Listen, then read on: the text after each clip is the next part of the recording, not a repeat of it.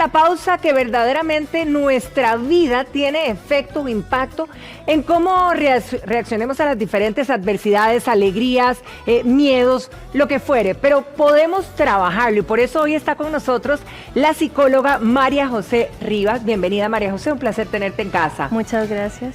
¿Cómo influye verdaderamente eso que hemos vivido y nuestra personalidad? Ok, es importante empezar a determinar, ¿verdad?, que hay muchos factores, tanto internos como externos, que van a influir en el proceso del desarrollo de la personalidad.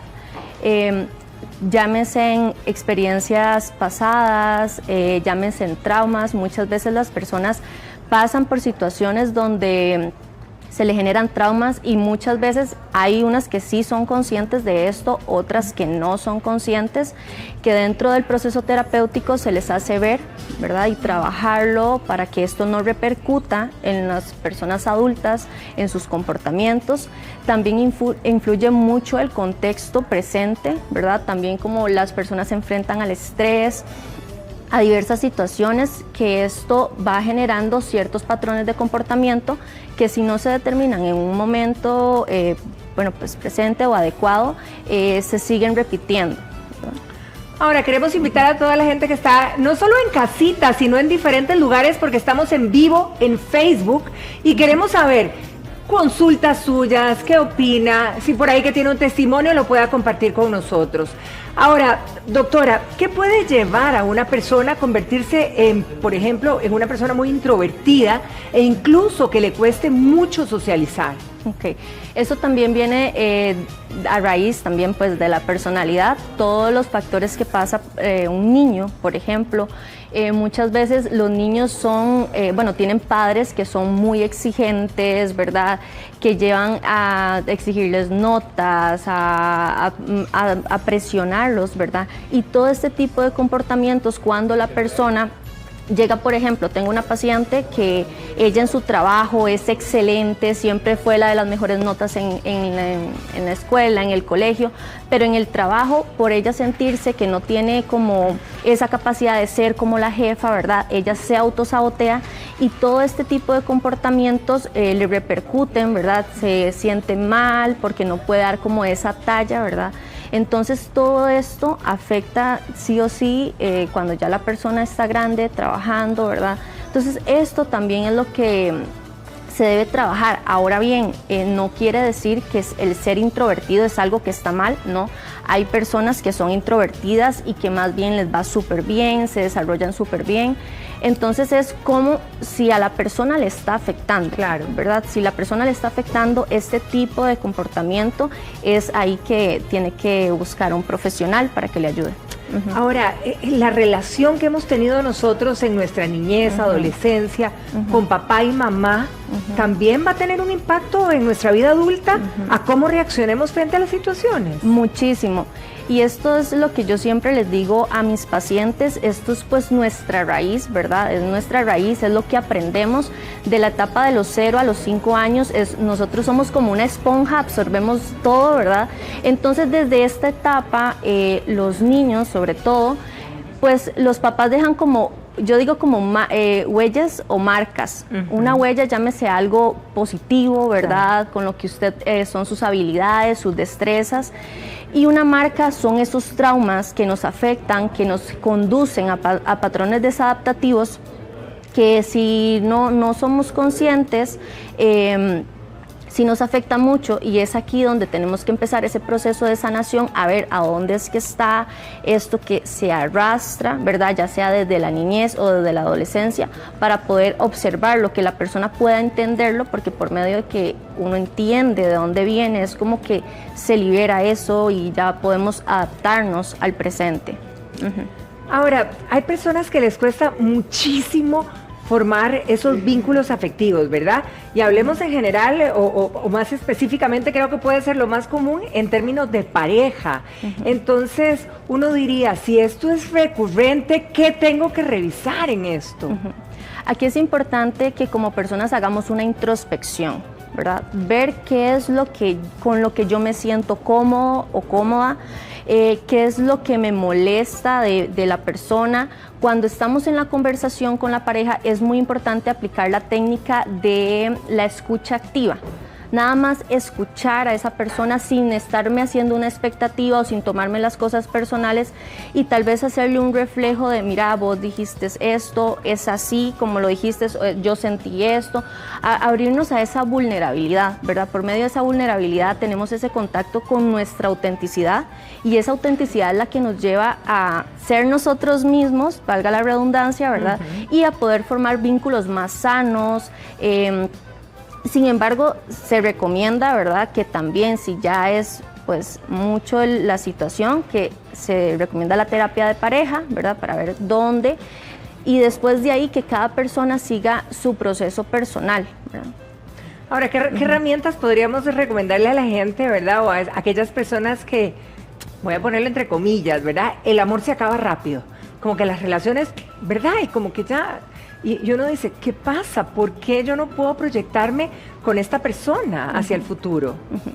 Esto ocurre muchas veces porque ni nosotros mismos tenemos claro qué es lo que tenemos. Llegamos creándole falsas expectativas a las personas y no tenemos esa orientación. Entonces, desde que estamos empezando una relación, se dicen como mentirillas, ¿verdad? Como para quedar bien con esa persona. Claro, en la primera etapa del enamoramiento es como todo lo lindo, ¿verdad? Como yo le muestro esa como una máscara, ¿verdad? Que empezamos a crear, pero después, ¿verdad? Es como ver acá adentro y lo que te decía es como mostrar esa vulnerabilidad, soy esta persona, me gusta esto, no me siento bien, es tener como mucho tacto con el sentimiento del presente para poder comunicarlo. Aquí es importante y esencial la comunicación asertiva, no reprimirnos, no guardarnos las cosas para nosotros, porque esto en algún momento pues repercute, nos hace explotar y se forman conductas desadaptativas. Ahora, doctora, hay personas, y yo creo que todos tenemos ahí alguna o hemos tenido contacto, ¿verdad?, que son sumamente desconfiadas, pero total, que desconfían y sienten que cada cosa pudieran hacerle mal o que, ¿verdad?, que no pueden congeniar en ese sentido.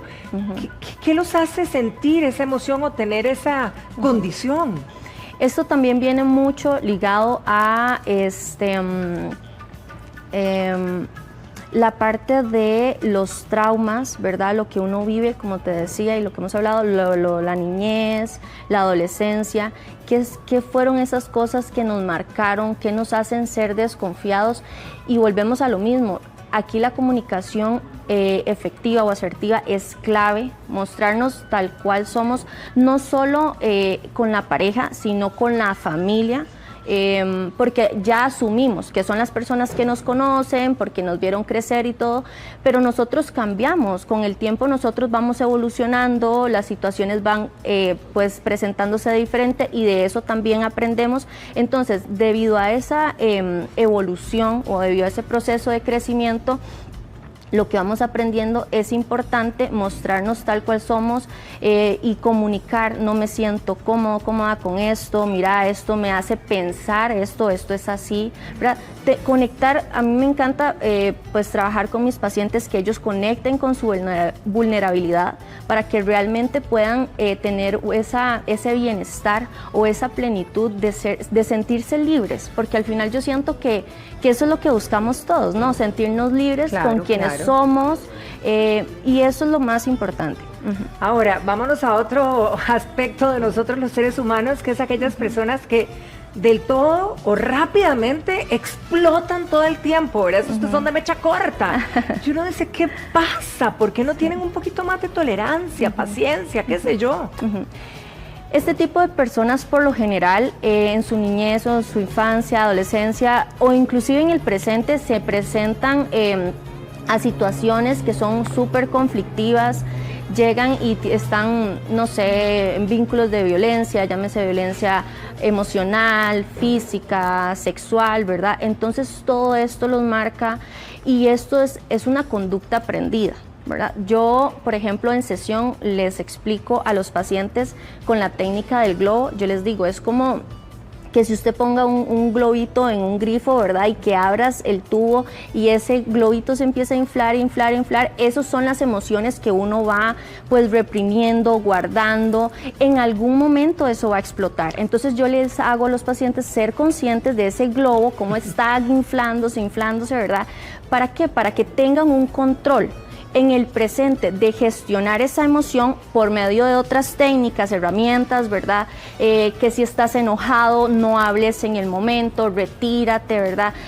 Por medio de técnicas de respiración, que respiren no sé, unas 10 respiraciones conscientes. ¿Y por qué la respiración es tan importante en este proceso? Porque cuando yo inhalo y exhalo, pero de manera consciente, yo le estoy diciendo a mi cuerpo, o le estoy dando una señal al cerebro que, ok, yo tengo el control sobre vos, no la emoción sobre mí. Entonces, desde acá ya yo puedo tener un poco de autocontrol, ¿verdad? Ir empezando como gradualmente, para que este globito no se vaya a explotar, sino que tú lo empieces como a flexibilizar de una manera que puedas tener un control sano. Está buenísimo, ¿no? Debería, de verdad, las personas hay que poner en práctica eso para realmente como asimilarlo, diría yo. Total. Ahora, ¿qué pasa, por ejemplo, con las personas temerosas, verdad? Aquellas que, no sé si es parte de la niñez, que les han metido miedo y miedo, y de repente ya somos adultos y todo nos da temor, las relaciones, emprender, desarrollarnos, todo. Esto es muy importante, por ejemplo, hace poco se lo explicaba a un hijo de una amiga mía, una colega, y es cómo nos relacionamos con las emociones. Yo a los pacientes les digo, las emociones no son buenas ni malas, son funcionales. Entonces, desde acá es importante tener conciencia de que la emoción del miedo nos viene a proteger. Esa es la función del miedo. Sin embargo, en otros momentos, ¿verdad? Como cuando los chiquitos le dicen, no hagas tal cosa porque tal, ¿verdad? Y entonces desde ahí ya lo están, digamos, de alguna manera programando a que esa persona crezca con que si no hay un peligro inminente, pero adquiere ese miedo. Entonces desde ahí está siendo desadaptativo. Entonces es importante sobre todo explicarle a los niños que si es un miedo, que lo sepan identificar. Esto es funcional. ¿Y cuándo es funcional? ¿Cuándo es la clave? Cuando yo estoy en un peligro. Si, por ejemplo, voy a la escuela, un chiquito me va a pegar, o no sé, si un perro me va a morder, o si siento que me van a robar, ¿verdad? Ahí el miedo es funcional. Pero en otras ocasiones llegan temores, ¿verdad?, que son iguales, esquemas de aprendizaje del pasado que no han sido pues, adaptativos, y esto repercute, es aquí donde debemos preguntarnos, sobre todo, tener conciencia, esto en este momento está siendo funcional, y si no es, más bien, ¿cómo es? Si no es funcional, ¿verdad?, entonces como desecharlo y trabajar el trauma de manera a una exposición gradual. Es importante trabajarlo de una exposición gradual, que digamos, hay personas que tienen miedo al agua, a una piscina. Entonces no te vas a ir a meter de una vez a la piscina, claro, porque se le aumenta el trauma, claro, ¿verdad? Sino es como por días ver la piscina, después ir a ver, meter los piecitos, después ya meterse por aquí el agua, después tratar de ir cerca con personas, ¿verdad? Entonces trabajar la exposición de manera gradual. Bueno, lo cierto es que hay que aprender a manejar nuestras emociones para vivir en libertad, como usted decía, doctora, y eso se puede trabajar, así que si alguno se identificó con alguno de los casos o muchos otros que hemos mencionado, pues la terapia en este caso es un gran aliado. Doctora, muchísimas gracias. Muchas gracias. Un placer tenerla aquí. Gracias. Feliz fin de semana. Igual.